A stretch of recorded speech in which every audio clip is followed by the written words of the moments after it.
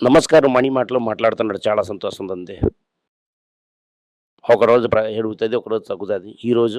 ఇవాళ గోల్డ్ పడింది. ఎందుకంటే వార్ కన్ఫర్మ్ అయినట్టుగా ఉంది. ఓకే. ఈచ్ డే అలాగా పాస్ అవుతున్న కొద్దీ మన ఫ్లోర్ కన్ఫర్మ్ అవుతున్నది. రూపాయి అచపాతాళంకి వెళ్ళడం వల్ల ఈ గోల్డ్ స్టడీ అవుతున్న దాంట్లోని మనకేంటి బాధే లేదు. ఇప్పటికి మన గోల్డ్ పెద్దగా క్రాష్ అవుతుందంటే అవ్వడానికి చాలా అవకాశం చాలా తక్కువ. కానీ ఇలాగ 100, రూ. 600 ఇలాగ అవుతున్నప్పుడు వార్‌కి చాలా ఎక్కువ ఘోరంగా అయిందంటే లేదు రూ. 100 తగ్గొచ్చు. వార్ చేయడానికి ఎవరి సైడ్‌లోని ధైర్యం లేదు. ఇది ఇలాగే కంటిన్యూ అవుతుందని అనుకుంటున్నాను. వార్ అయిపోయిందంటే ఒక రూ. 100 పెరుగుతుంది. రేపు వార్ అవ్వలేదు, నేను ఒప్పుకోలేదనంటే ఇలా పడుతుంది. అలాగే ఇండో పాకిస్తాన్ బోర్డర్‌లో ఇది జరుగుతూనే ఉంటుంది. ఇది అవుతుంది ఇప్పటికి న్యూస్. 14,100కి 22 క్యారెట్, 15,383కి 24 క్యారెట్‌కి గడిగింది. వెండి ఏమో ఫ్యూచర్స్ మార్కెట్ రూ. 2,42,000. ఇప్పటికి అది న్యూస్. మార్కెట్ బిగినింగ్‌లో 110 పాయింట్లు పడిపోయింది. పీక్ నుంచేమో 120 పాయింట్ల నుంచి పడిపోయింది. పడుకొనే ఉంది. 24,000 పడిపోయింది. నేను మాట్లాడుతున్నప్పుడు. ఇంకా 1 అవర్ ట్రేడింగ్ ఉంది. ఇంకొంచెం పెంచొచ్చు కూడా. పెంచడానికి కూడా అవుతుంది, అవకాశం ఉంది. ఇవాళ కొట్టిన దాంట్లోనే బ్యాంక్ నిఫ్టీ చాలా ఘోరం కొట్టారు. Bank Nifty పడుకున్నది. ఐటీ కూడా బాగానే పడుకున్నది. కానీ ఇండెక్స్ అంతా ఫ్లాట్‌గానే ఉంది. మార్నింగ్ ఏమో రిజల్ట్స్ బాగా ఉండడం వల్ల తమిళనాడు మర్కెంటైల్ బ్యాంక్ 7% పెరిగింది. టాటా స్టీల్ కూడా 2% పెరిగింది. అంబర్ రాజా కూడా 2% పెరిగింది. మనపురం నెగటివ్ న్యూస్ అంతా పుష్ అవుట్ చేసి 1.7% పెరిగింది. నాట్కో 1.3, కర్ణాటక బ్యాంక్ 1.3, టీసీఎస్ పడుకునే ఉంది. IDFC -1.2, JDS life sciences -2.3. ఇవాళ మెయిన్ న్యూస్ ఏంటంటే అమెరికా ఏమో ఇరాన్ ప్రపోజల్ రిజెక్ట్ చేసేసింది. ఇది మనకు తెలిసిందే. ఇంకా 3, 4 రోజులు అవుతుంది. ఇంకా 4 రోజులు అవుతుంది. దాని తర్వాత మనకు ప్రపోజల్ వస్తుంది. ఓకే. క్రూడ్ ఆయిల్ ఏమో ఫ్యూచర్స్ మార్కెట్‌లో ఒకే లెవెల్‌లో వీళ్ళందరూ మంగత ఆడుతున్నారని $113 బిలియన్ దాటిపోయింది. క్యాష్ ఏమో $130 బిలియన్ దాటిపోయింది. ఇదంటే 14 million barrels per day. 1 million మంది 10 లక్షల బ్యారెల్ సప్లై తగ్గడం వల్ల డిమాండ్ కూడా కింద వచ్చి అడ్జస్ట్ అవ్వాలి అలాగని చెప్తున్నారు. దీనివల్ల మనకి ఏంటి న్యూస్? ఫస్ట్ సిలిండర్ ప్రాబ్లం ఇప్పటికి సాల్వ్ అవ్వదు. సిలిండర్ ప్రాబ్లం డొమెస్టిక్ కూడా వెళ్ళొచ్చు. నిత్యావసర రేట్లు పెరుగుతుంది. దీనివల్ల గ్లోబల్ గ్రోత్ తగ్గుతుంది. ఆల్రెడీ పడుకున్న ఎక్స్పోర్ట్స్ ఇంకా పడుకుంటుంది. రూపాయి గ్రావిటీ తెస్తుంది. ఫెర్టిలైజర్ కష్టం. జూన్ మాసంలోనే జూన్ వస్తుంది. మాన్సూన్ వచ్చినప్పుడు మంచి రైన్ ఉండదు. రైన్ బాగా వచ్చినా కూడా ఫెర్టిలైజర్ ఉండదు. ఫెర్టిలైజర్ ఎక్కడైనా కొనిసి తెస్తామంటే సబ్సిడీ పెరుగుతుంది. మినిమం 20-25% వరకు మన రేట్ పెరుగుతుంది. వేయడం వల్ల ఇంకా గవర్నమెంట్ ఇంకా అప్పు తీసుకుంటుంది. దానివల్ల వడ్డీ కూడా పెరుగుతుంది, బాండ్ కూడా పెరుగుతుంది. ఇది ఇప్పుడే కంటిన్యూ అయిందంటే జరుగుతుంది అలాగని చెప్తున్నారు. ఇదే మీకు ముందు నేను చెప్పాను. రూపాయి 95 దాటిపోతుంది, 100కి వెళ్తుంది. మనమే సతంగా వదిలేయవలసింది. మనం ఒక $20 బిలియన్ వదిలేసి 100కి వదలాలా? అలాగని క్వశ్చన్. ఓకే. మ్యూచువల్ ఫండ్స్‌లుగా ఏయుఎం ఏమో 24లోని ఫ్లాట్‌గానే ఉంది. కానీ చాలామంది డబ్బు ఇచ్చారు. మీకు డబ్బులు ఇచ్చారంటే రేట్ పెరగాలి కదా తమ్ముడు. కానీ మాకు చాలామంది డబ్బులు ఇచ్చారు. మార్కెట్ ఎక్కడికి వెళ్ళలేదు. వాల్యూమ్ కూడా ఎక్కడికి వెళ్ళలేదు. ఏంటి అర్థం? మీరే రీడింగ్ బిట్వీన్ ద లైన్స్ చూడవలసిందే. గోల్డ్ ఈకేఎఫ్ఎం ప్రజలు పైన తీస్తున్నారు. ప్రజలు స్మార్ట్‌గా ఉన్నారు. ఇదేమో గ్లోబల్ అని చెప్తున్నారు. దీనివల్ల ఇది గ్లోబల్ న్యూస్ అవుతుంది. ప్రజలేమో గోల్డ్‌ని ప్రాఫిటబుల్ ఉండడం వల్ల పైకంట్రీలో అమ్ముతున్నారు. $2.5 బిలియన్ అమ్మేశారు. మనకేంటి ప్రాబ్లం అంటే ఓకే. మనం ఫోర్స్‌నే ఉండాలి, కనులు తీసుకోనివ్వాలి. గోల్డ్ వదిలేసి మంగ తాగడం స్టార్ట్ అయిందంటే మనం వదిలేసి వెళ్ళిపోవాలి. ఒక్క రోజులో మీరు భయపడినట్టుగా ఇలాగని మంగతాయం లేదని చెప్తున్నారు. నీకు అప్డేట్ వస్తే ఇమ్మీడియట్లీ మీకు చెప్తాను. Tamil Nadu mercantile bank very beautiful results 10% దాటిపోయింది. ఏ రోజులు $25 దాటి మార్కెట్ ఎక్కడికో ఉంది.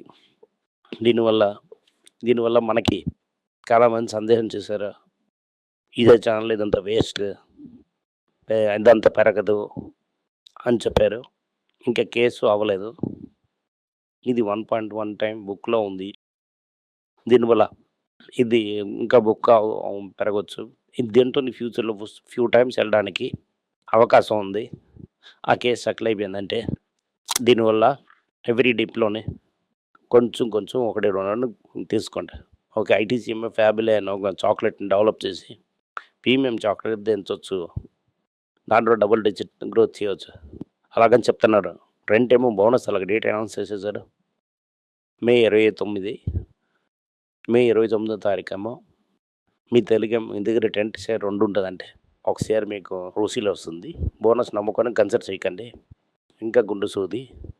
ఇక్కడ నుంచి 50% పడడానికి అవకాశాలు చాలా ఎక్కువుంది. టైటిల్ నేను చెప్తున్నా స్పోర్ట్స్ మార్కెట్‌ల నేను చాలా ఎక్కువ పెద్దగా చేసి బిజినెస్‌నేమో హై గ్రోత్ ఏరియాని తీసుకెళ్తాం. ఇప్పుడు ఏమో ఆల్రెడీ రీసెంట్ టైమ్‌లో తీసుకున్నాను. ఈ బైబ్యాక్‌లో రిటర్న్ ఏసారంటే ఎంత వస్తుందని డబ్బులు లెక్కలేసి 8-16% రిటర్న్ వస్తుంది అని అంటున్నారు. మీరు కొని సప్లై చేశారంటే 16% రిటర్న్ రావడానికి ఉంది. అలాగని కలిగి చెప్తున్నారు మీకు. ఇన్ఫోసిస్ ఏమో Q4 చాలా బాగా పెర్ఫార్మ్ చేసినాక డిఫ్లేషనరీ అని ఒక వార్త యూజ్ చేయడం వల్ల ఓకే. డిఫ్లేషనరీ అంటే ఉన్న కాంట్రాక్ట్‌కే రేట్ తగ్గుతుంది అని అర్థం. మనుషులు మేము కొత్త వాళ్ళని తీసుకోము అని చెప్పడం. అలాగని చెప్పడం వల్ల స్వయంగానికి కింద పడిపోయింది. Mahindra world Q4 results profit ఏమో 43% తగ్గింది. వీక్ ప్రాఫిటబిలిటీ అదొక కన్సర్న్ అని చెప్తున్నారు. ఇది లాంగ్ టర్మ్‌లో ఒక permanent real estate company. Holiday home అదిలాగా వాల్యూ చేస్తా అంటే ప్రాబ్లమ్. సెబీ ఏం చేశారంటే ఎన్ని షేర్లు చేయాలని మనతో చెప్పడం లేదని నందకుమార్ మీద వార్నింగ్ చేసి పనిష్మెంట్ చేస్తున్నారు. దానివల్ల మన గవర్నెన్స్ ఒక ప్రాబ్లమ్ ఉండొచ్చు. అలా చెప్తున్నారు. బ్రెయిన్ క్యాపిటల్ అంతా ప్లెడ్జ్ అంతా కొనేస్తారో బ్రెయిన్ క్యాపిటల్ ఓనర్ అయిపోతారు. ఇది only matter of time. IndusInd bank దళకి Q4 స్టాక్ సూపర్‌గా ఉంది. ర్యాలీ చేస్తున్నది. 594 కోట్ల లాభంలోనే బజాజ్ హౌసింగ్ ఫైనాన్స్ ఎక్కడికి వెళ్దని చెప్తున్నా. ప్రాఫిట్ 14% ఉన్నా కూడా మార్జిన్ ప్రెషర్‌లో ఉంది. అల్ట్రాటెక్ సిమెంట్ ఒకే కుర్చీ 6 సంవత్సరాలకి మనం దేవుడు కనిపించినంత లెవెల్‌లోనే ప్రాఫిట్ పెరిగింది. ఎందుకంటే వాల్యూమ్ పెరిగింది. ఇది కాస్ట్ మాత్రం పెరుగుతుంది అని చెప్తున్నారు. బేసికల్లీ ఇది ఒక కమోడిటీ ప్రోడక్ట్. ఎందుకంటే గవర్నమెంట్ ఇన్‌ఫ్రాస్ట్రక్చర్ పెరుగుతుంది.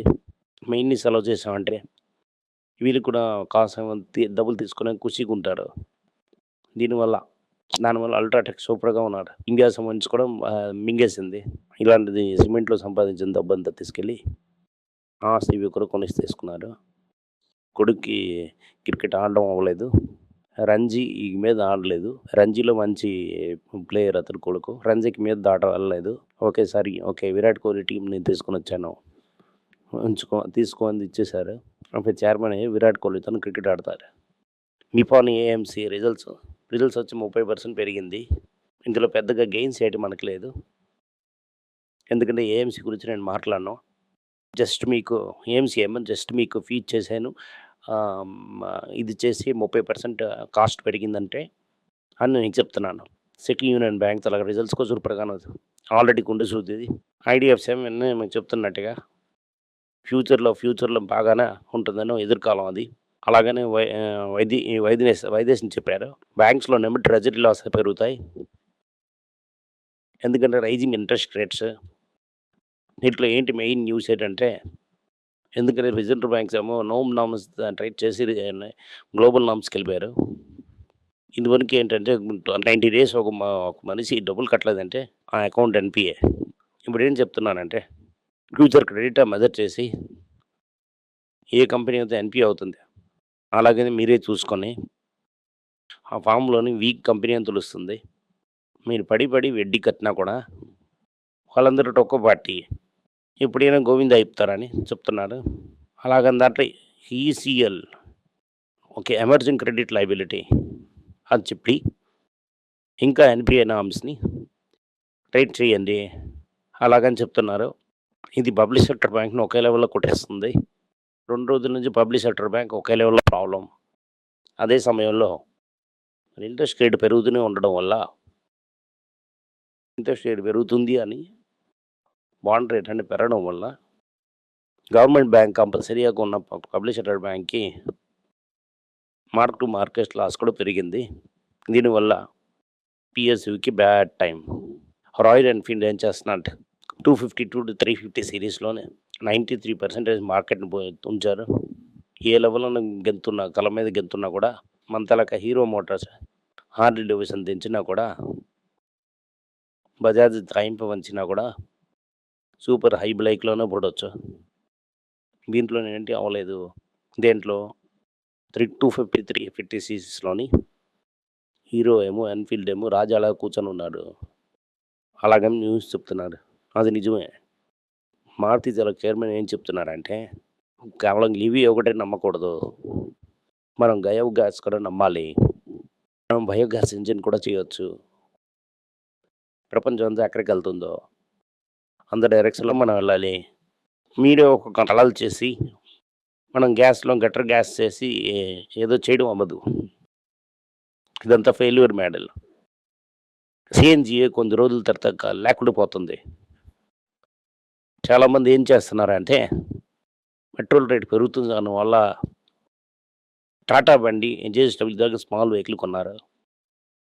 మా ఆపోజిట్లో ఒక తాత ఉన్నారు, రిటైర్డ్ తాత. వాళ్ళతో 2 బళ్ళు ఉన్నాయి. ఒకటి టయోటా ఒక అర్ధ బండి, ఇంకోటి స్విఫ్ట్ డిజైర్. 2 రోజులు చూసాండి, స్విఫ్ట్ డిజైర్ చూడలేదే. కొత్తగా ఒక టాటా బండి దిగింది, ఇంకా రిజిస్ట్రేషన్ అవ్వలేదు. రిజిస్ట్రేషన్ అవుతుంది ఏంటా అని అడిగారు. పెట్రోల్ బిల్ చాలా ఎక్కువ అవుతున్నది, దానివల్ల సైలెంట్గా ఎలక్ట్రిక్ బండి కొనేస్తాం. అలాగని తాత ఎలక్ట్రిక్ బండి కొనేశారు. తాత కన్విన్స్ అయ్యి ఎలక్ట్రిక్ బండి కొనారంటే ఎలక్ట్రిక్ ఎక్స్పెక్టెన్సీ ఇంకా లోనికి వెళ్తుంది. దీనివల్ల టాటా ఎలక్సీ ఏం చేస్తున్నారంటే ఈవీ టెక్నాలజీ నేను ఉంచాను, జేఎస్డబ్ల్యూ మోటార్ బైక్ ఉన్నది, నాతోనే టెక్నాలజీ తీసుకో, నేను మీకు R&D చేసి ఇస్తాను అలాగని చెప్పి జేఎస్డబ్ల్యూ టాటా ఎలక్సియా ఒక టైప్ చేశారు. అమెజాన్ డబ్బులు వేయడం అవుతుంది అని చూసి గూగుల్ కూడా నా $40 బిలియన్ దించి ఇందా తీసుకో ఆంతర్పి టేక్ 40 బిలియన్ క్యాసా తీసుకోకో, మాతన చాలా స్పేస్ ఉంది, క్లౌడ్ చాలా యూజ్ చేసి $40 బిలియన్ యూజ్ చేయమని చెప్పారు. ఇది అవుతుంది ఇవాళ ఈ న్యూస్. మిగతా వస్తున్న న్యూస్ అంతా రేపు చూద్దాం. ఇవాళ షాపింగ్ చేసింటాం ఒకట. ప్రస్తుతం మార్కెట్ ఒకే లెవెల్లో కింద పడియవచ్చు. అది కేకుండా అది చూడకుండా మ్యూచువల్ ఫండ్ మీ డబ్బులు ఎత్తి ఒక రోజు పెంచి ఇంకో రోజు దంచి ఓవరాల్ లాస్ చేస్తూనే ఉన్నారు. చాలామంది చెప్తున్నాను మార్కెట్ అంత పెద్దగా పడలేదు అంటున్నారు. లాస్ట్ టైం 23,000 పడుతున్నప్పుడేమో ₹81 ఉంటుంది, ఇవాళ 95-96 ఉంది. మీరు SBIలో కొనాలంటే 98 అంటారు. ఆ రేట్లో చూసాం అంటే అది 16-17% వెళ్ళిపోయింది. మనం చాలా 15% ఉంచాం. ఆ 23కి ఏమో 15% దమాలు. అలాగంటే 3,500 పాయింట్లు లేదు, 23లో 3,500 పాయింట్లు వెళ్ళిపోయిందంటే 19,500. ఇది అవుతున్నది రియాలిటీ. ఆ రియాలిటీ చూసామంటే అది మనకి చాలా భయంగా ఉంటుంది. ఓకే, $1-2 గోల్డ్ అని చూడకుండా దీంట్లోనే గేమ్ ஆடுதான். தேங்க்யூ, நமஸ்காரம். எல்லாருக்கும் வணக்கம். எல்லாருக்கும் ஒரு இம்பார்ட்டன்ட் அறிவிப்பு. நான் யார்ட்டையுமே பணம் வாங்குறது கிடையாது. நான் யாரையும் டைரெக்டாக கன்சல்ட் பண்ணுறது கிடையாது. என் பேரை சொல்லி நிறைய ஸ்கேம் நடக்குது. டெலிகிராம் குரூப், வாட்ஸ்அப் குரூப்னு. எனக்கு இருக்கிற வாட்ஸ்அப் குரூப்லாம் சும்மா இன்ஃபர்மேஷனுக்கு மட்டும்தான். நான் செபி ரிஜிஸ்டர்ட் அட்வைசர் கிடையாது. நான் சேனல் நடத்துறது எஜுகேஷன் பர்பஸ். அதில் ப்ரைஸே பேச மாட்டேன். இதை வாங்கு அதை வித்துருன்னு சொல்லவும் மாட்டேன். என் பேரை சொல்லி பண்ணுறாங்கன்னா ஏமாந்துடாதீங்க. நன்றி, வணக்கம். எல்லாருக்கும் வணக்கம். குழந்தைங்களுக்காக ஃபைனான்ஷியல் லிட்ரஸி, மணி ஃபார் நத்திங்னு 2வது பார்ட்டு. அண்ட் இதில் செக் எழுதுறது எப்படி, டெபாசிட் ஸ்லிப் எழுதுறது எப்படி, பணம் எப்படி வந்தது, பார்ட்டர்லேருந்து டிமானிட்டைசேஷன் வரைக்கும் எல்லாத்தையும் கவர் பண்ணியிருக்கோம். உங்கள் குழந்தைங்க அப் டு ஏஜ் 10-12க்கு ரொம்ப யூஸ்ஃபுல்லாக இருக்கும். இந்த புக் இப்போதைக்கு ஒரு ஸ்பெஷல் ப்ரைஸில் $450 கொடுக்குறோம். இதை யூஸ் பண்ணிக்கோங்க. நன்றி, வணக்கம். moneypage.com வெப்சைட்டை சப்ஸ்கிரைப் பண்ணுங்கள். ஒரு வாரத்துக்கு 4 ப்ரீமியம் ஆர்டிக்கலும் ஃப்ரீ ஆர்டிகல்ஸ் ஒரு 10லேருந்து 15 நாங்கள் போடுறோம். இது சப்ஸ்கிரிப்ஷன் ஒரு மாதத்துக்கு $99 தான். இங்கே சொல்கிற கான்செப்ட்ஸை கிரேட்டாக எக்ஸ்பேண்ட் பண்ணி போடுறோம். நீங்கள் படிச்சிங்கன்னா உங்களுக்கு யூஸ்ஃபுல்லாக இருக்கும். நன்றி, வணக்கம். வணக்கம். குழந்தைங்களுக்காக ஒரு புஸ்தகம் லான்ச் பண்ணோம். அது ரொம்ப சக்ஸஸ்ஃபுல்லாக இருக்குது. யாருக்கெல்லாம் அந்த புஸ்தகம் வேணுமோ எங்கள் டீமுக்கு கான்டாக்ட் பண்ணுங்கள். கீழே இருக்கிற நம்பர்லேயும் வெப்சைட்லேயும் கான்டாக்ட் பண்ணிங்கன்னா உங்களுக்கு அந்த புஸ்தகத்தை நீங்கள் வாங்கிக்கலாம். மற்ற எங்கள் புஸ்தகமும் அவைலபிள். எங்கள் வெப்சைட் மூலமாகவும் வாங்கலாம். கீழே இருக்கிற வாட்ஸ்அப் நம்பர்லேயும் மெசேஜ் அனுப்பலாம். நன்றி, வணக்கம்.